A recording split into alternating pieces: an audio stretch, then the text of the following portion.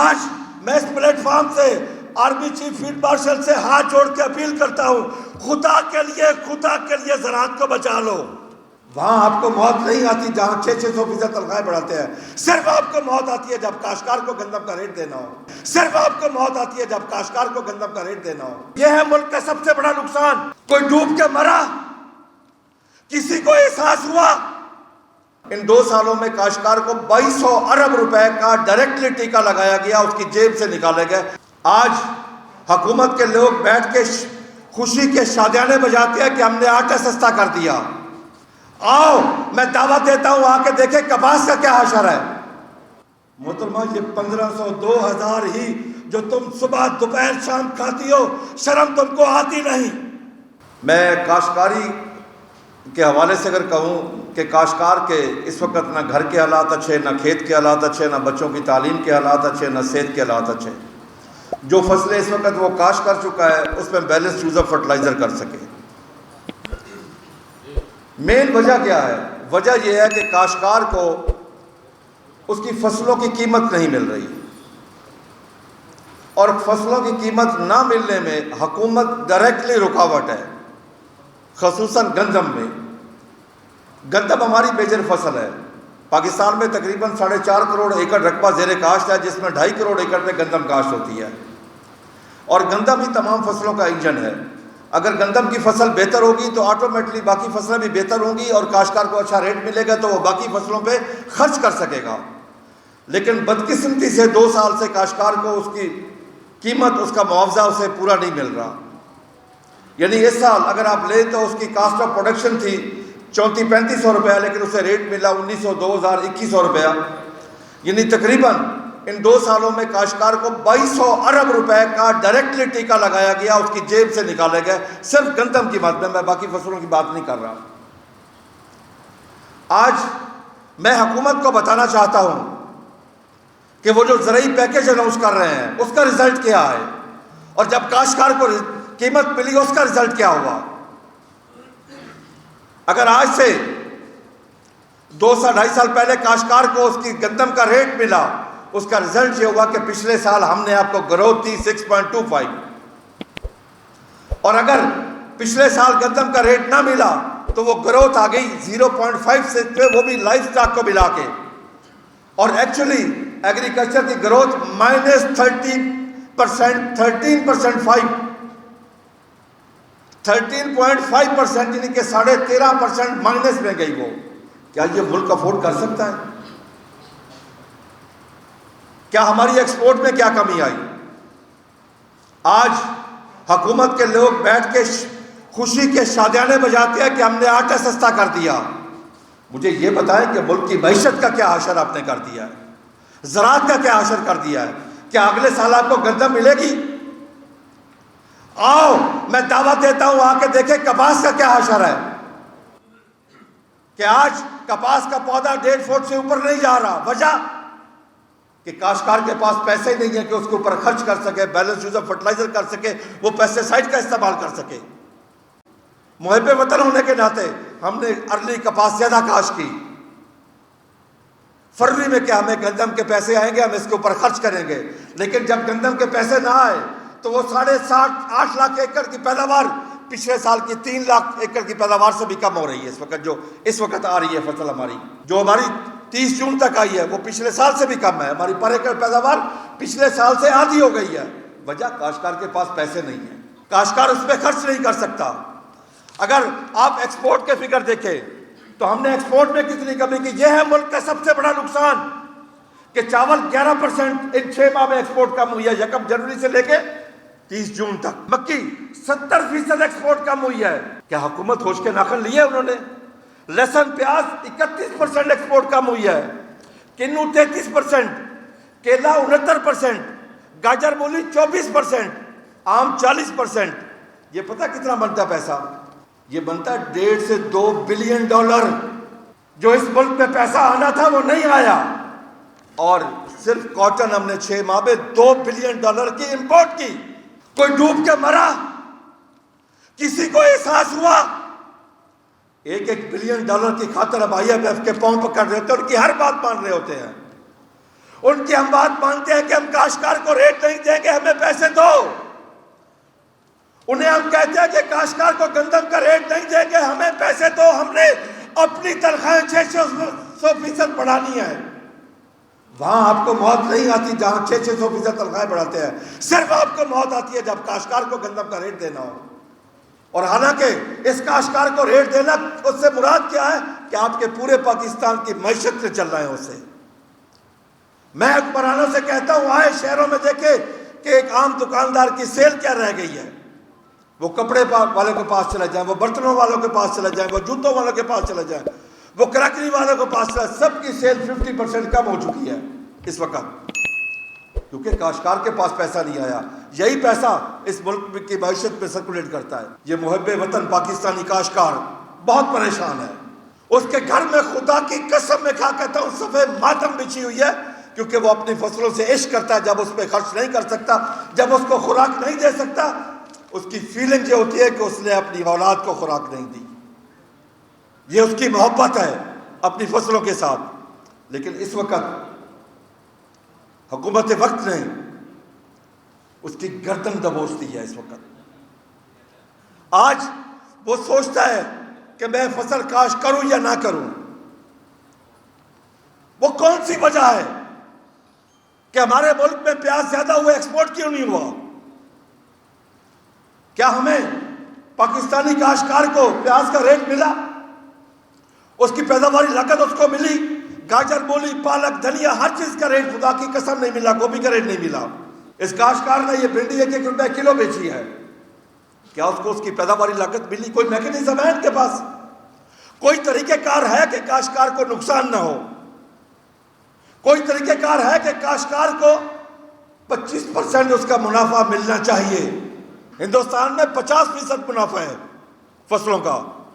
ہر فصل کی ایک پرائس کمیشن ہے, ہر فصل کی. پھر پیداواری لاگت لے لیں کہ ہماری پیداواری لاگت, ہمیں یوریا کا بیگ ملتا ہے 4500 روپے میں, انڈین کاشتکار کو پاکستانی روپیز میں 884 روپے کا. ہمیں ڈی اے پی مل رہی ہے 13400 روپے میں, انڈین کاشتکار کو پاکستانی روپیز میں 4000 روپے کی. ہم بجلی کا بل ادا نہیں کرتے, 40 سے 50 روپے یونٹ ہے ہمارا. انڈین کاشتکار کو انڈین پنجاب میں ڈیلی 10 گھنٹے بجلی فری ہے. ہم ان کا مقابلہ کیسے کر سکتے ہیں؟ ہمارا ریسرچ کا بجٹ کیا ہے؟ ایگریکلچر کی جی ڈی پی کا 0.18. اگر برازیل نے چند سالوں میں ترقی کی ہے تو ایک ہی وجہ ہے اس کی کہ اس کا ریسرچ کا بجٹ ایگریکلچر کی جی ڈی پی کا 1.75, ہم سے کئی سو گنا زیادہ ہے ان کا. کیا حکومتی ترجیحات میں زراعت ہے؟ خدا کی قسم میں کھا کے کہتا ہوں, اگر زراعت نہیں ہے تو ان کی ترجیحات میں پاکستان نہیں ہے. ان کی ترجیحات میں صرف اپنا پیٹ ہے ان کا. ان کی ترجیحات میں ان کی صرف اپنی اولادیں ہیں.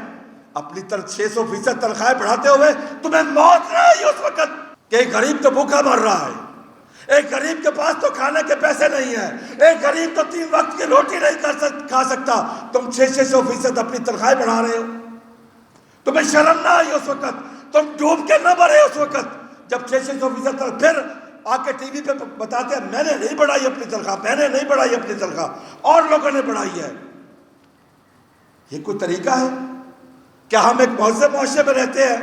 کیا قائد اعظم نے پاکستان اسی لیے بنایا تھا؟ کیا اس کا نام اسی لیے رکھا تھا اسلامی جمہوریہ پاکستان؟ کیا اس میں سب کے حقوق برابر نہیں ہیں؟ کیا ایک غریب آدمی کو اس ملک میں مفت اور بروقت انصاف مل سکتا ہے؟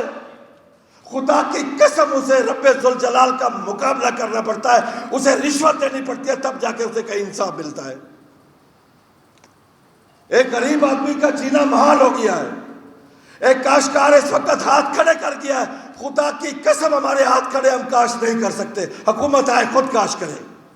آج میں اس پلیٹ فارم سے آرمی چیف فیلڈ مارشل سے ہاتھ جوڑ کے اپیل کرتا ہوں, خدا کے لیے زراعت کو بچا لو.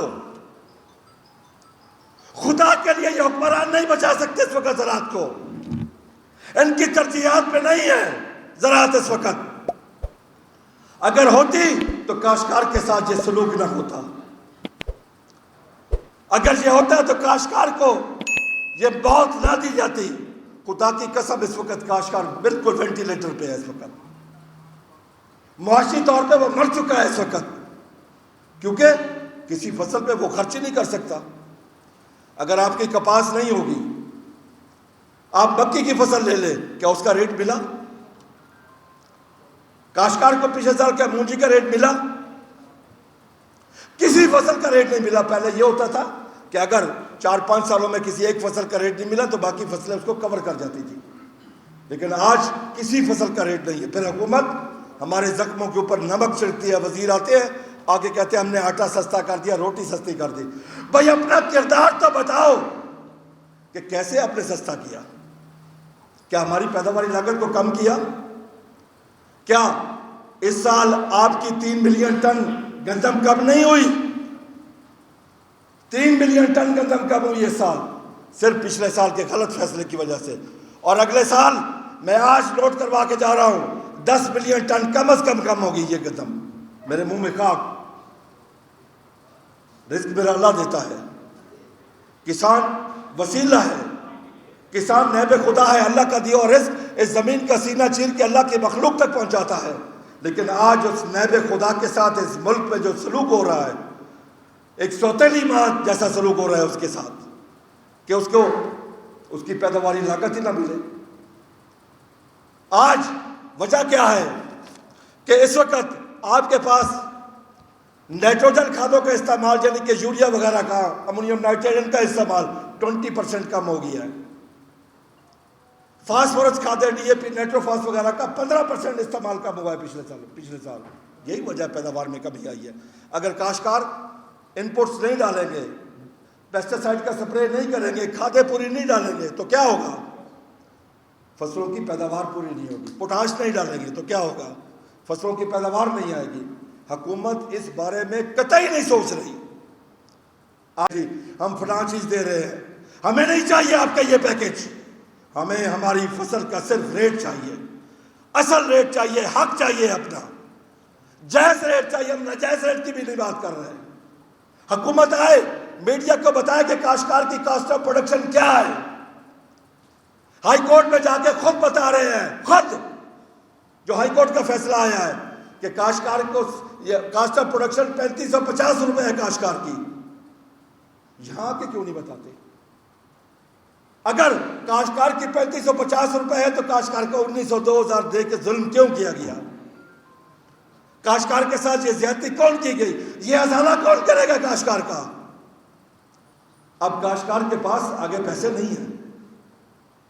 کاشتکار نے درخت بھی بیچ ڈالے، جانور بھی بیچ دیے، بچیوں کا زیور بھی بیچ دیا۔ اب کیا بیچے وہ کاشتکار؟ اب کاشتکار کے پاس رہ کیا گیا؟ خدا کی قسم میں کھا کے کہتا ہوں کاشتکار نے اپنی بچیوں کی شادیاں منسوخ کی۔ آج کاشتکار اس حالت میں ہے کہ وہ اپنے بچوں کا نہ علاج کروا سکتا ہے، نہ تعلیم جاری رکھ سکتا ہے، اس حکومت کی غلط پالیسیوں کی وجہ سے، اس حکومت کے جو غلط رویے ہیں کاشتکاروں کے ساتھ۔ یعنی کاشتکار کو تو پاکستانی اور انسان تک تسلیم نہیں کیا جاتا۔ ایک سلمہ بٹ صاحب آتی ہے، وہ کہتی ہے کاشتکاروں کی پنجاب میں تعداد ہی کیا ہے؟ 1500 2000۔ محترمہ یہ 1500 2000 ہی جو تم صبح دوپہر شام کھاتی ہو، شرم تم کو آتی نہیں؟ کھاتی کس کا اگایا؟ اسی کاشتکار کا اگایا ہوا کھاتی ہے، اسی کا گلا دبا رہی ہو۔ آ کے جو تم چاول کی قسمیں بتا رہی ہو، تمہیں پھر بھی شرم نہ آئی، تمہیں پھر بھی احساس نہ ہوا کہ تم کیا باتیں کر رہی ہو، کیونکہ تمہیں پتہ ہی نہیں زراعت کیا ہے، تمہارے خاندان میں کسی نے زراعت نہیں کی۔ یہی بدقسمتی ہے ہماری کہ جو ظلم، جس ظلم کو چنگیز خان نے ظلم کہا تھا، چنگیز خان کے ہسٹوریکل ورڈ ہے، اس نے کہا تھا میں نے اپنی پوری لائف میں ایک دفعہ بھی ظلم نہیں کیا۔ سننے والے حیران ششتر رہ گئے کہ جس نے خون کے دریا بہا دیے وہ کہتا میں نے ظلم نہیں کیا۔ اس نے تشریح کی کہ میں نے پوری لائف میں کسی لائق کے اوپر نالائق نہیں بٹھایا۔ اور ہماری بدقسمتی کہ سلمہ بٹ جیسی ہماری فوڈ منسٹر ہیں جن کو زراعت کا پتہ ہی نہیں۔ کیا اس پارلیمنٹ میں پنجاب میں کوئی ذمہ دار ایم پی نہیں ہے؟